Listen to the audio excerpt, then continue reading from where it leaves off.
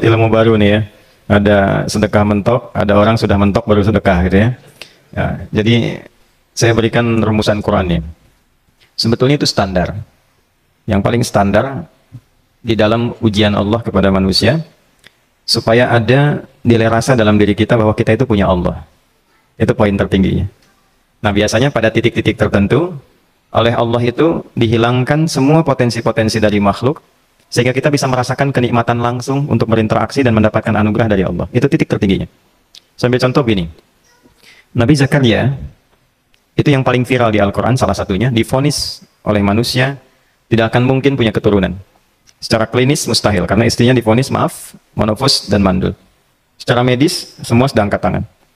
Tapi apa yang dilakukan? Nanti ini akan melahirkan rumus di Quran surah kelima Al-Maidah ayat 35. Nanti jadi rumus standar dari apa yang dialami oleh beliau ini. Di titik itu beliau menangkap isyarat bahwa ketika manusia sudah mengatakan tidak mungkin, itu tanda awal dari Allah supaya kita langsung memohon kepadanya karena Allah ingin memberi tanpa perantara siapapun.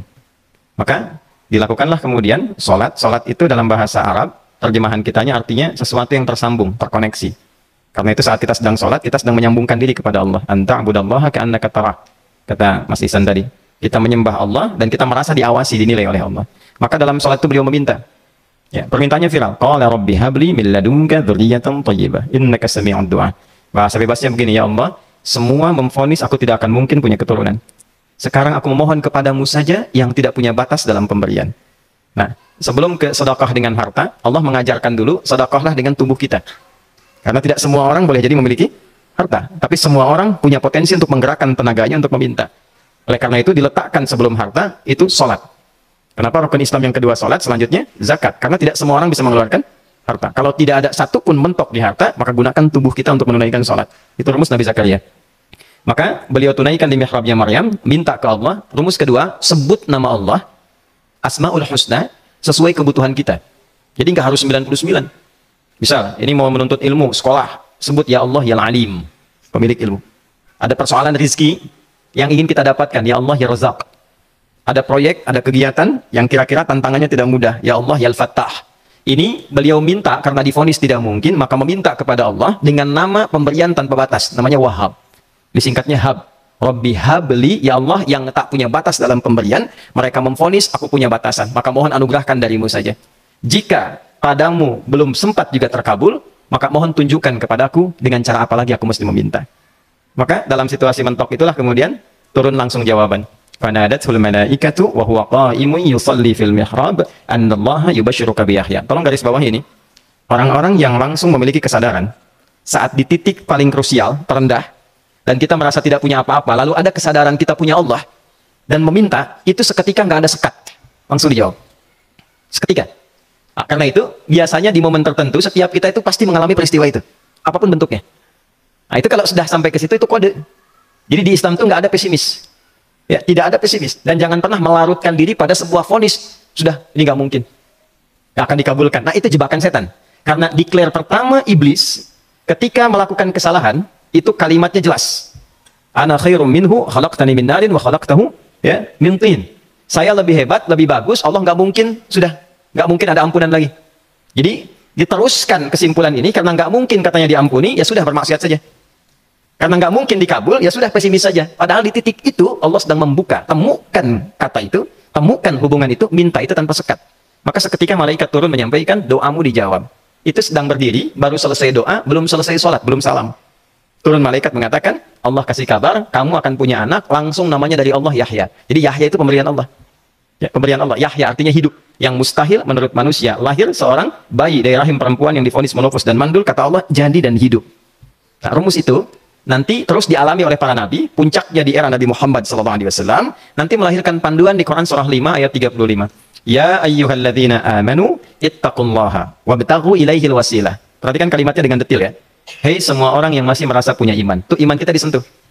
Jadi kalau mengalami persoalan di titik nadir, terendah, itu yang disoal oleh Allah imannya dulu. Kamu masih punya iman nggak? Orang beriman nggak mungkin pesimis. Orang beriman nggak akan putus asa. Orang beriman nggak akan bunuh diri. Imannya ditanya dulu. Katanya kamu beriman, iman kamu di mana? Kalau masih punya iman, kata Allah, ini ujian dari saya supaya kamu nyebut saya. Katanya ingin mendekat, kata Allah kan? Ittaqullah. Nah ini rumusnya. Wabtaghu ilaihil wasilah. Kalau engkau pengen cepat dapat solusi, maka aku berikan perangkat untuk cepat mengabulkan doamu itu. Perangkat itulah disebut dengan takwa. Nah, takwa itu ada urutan 240 kali disebutkan dalam Al-Quran, dibagi pada 3 segmen. Segmen ibadah ritual, segmen ibadah sosial, satu lagi segmen rumah tangga. Ya, karena itu tinggal cari aja di ibadah ritual, misalnya sholat, bangun tahajud malam, minta sama Allah, dekatkan diri kita. Salah satu kasusnya Nabi Zakaria. Ya, itu poin yang pertama. Yang kedua nanti ada maliyah sosial, itu yang tadi dipraktikkan, sedekah dengan harta. Ya, tidak harus banyak, yang penting Allah minta apa, ikhtiarkan, nggak akan dilihat berapapun nilainya. Yang dilihat itu ada nggak kemampuan mengimplementasikan imannya, itu poinnya. Titik itu. Ya, yang ketiga nanti di keluarga. Urutan pertama orang tua.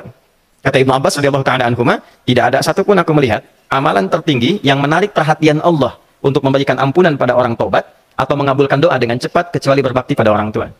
Dan kisahnya viral sekali di Al-Bukhari, 3 orang terjebak dalam gua, kemudian tertutup batu besar karena berteduh hujan, tapi tertutup batu besar. Lalu ketiganya mendorong, tidak pernah bisa mengeluarkan tenaga yang mampu mengeluarkan mereka dari batu itu. Tidak bisa gerak. Satu di antara 3 orang ini mengusulkan, sudah, ini tanda dari Allah. Jangan gunakan kekuatan kita lagi, kita diminta menggunakan kekuatan yang Allah berikan. Coba kita cari amalan rumus takwa tadi. Satu di antara 3 itu mengatakan, ya Allah, saya punya seorang ibu. Setiap kali saya berangkat kerja, saya akan selalu siapkan hidangan untuk ibu, khusus untuk susu sebelum tidur, itu saya yang minumkan langsung kepada beliau. Itu berlanjut selama hidup saya seperti yang kau ketahui. Satu kali, saya pulang dari kantor, dari pekerjaan, ibu saya sudah tertidur. Sementara susu belum diminum. Dan kami putuskan tidak ada yang berani menyentuh susu dan minuman makanan kecuali ibu terlebih dahulu.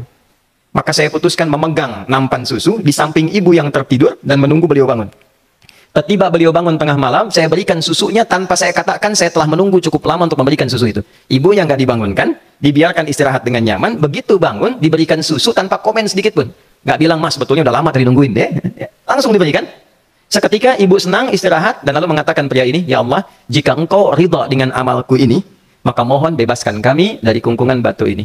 Lalu ketiganya berikhtiar mendorong, yang tadinya tidak punya kekuatan, seketika batu itu menggelinding dan membebaskan 3 orang itu.